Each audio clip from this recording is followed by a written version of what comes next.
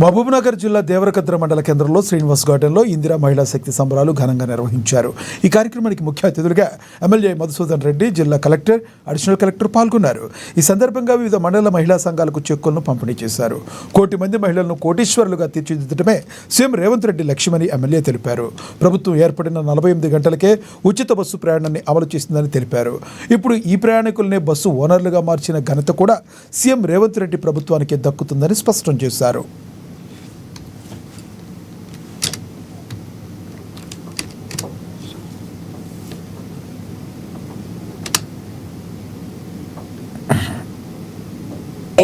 ఇక్కడికి వాళ్ళ సొంత పనులు వదులుకొని ఈ సంబరాలలో పాల్గొనడానికి ఇంత పెద్ద ఎత్తున తరలి వచ్చిందంటే మీ అందరితో కలిసి ఈరోజు మేము పాల్గొంటున్నందుకు నేను గర్వంగా ఫీల్ అవుతా ఉన్నా. మీ అందరితో కలిసి ఈ సంబరాలలో పాల్గొంటున్నందుకు నేను చాలా గర్వపడతా ఉన్నా.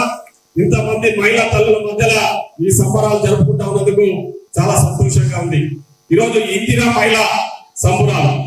ఇందిరా అంటేనే మన మహిళా లోకానికి అందరికీ ఆదర్శమూర్తి. ఉక్కు మహిళ, ఆ ఉక్కు మహిళ ఈ దేశానికి ఏం చేసిందో, ఈ దేశం కోసం ఏ విధంగా ప్రాణాలు అర్పించిందో మీకు అందరికీ కూడా తెలుసు. ఆనాడు పాకిస్తాన్ తో యుద్ధం చేయాలని మనం కలిసినప్పుడు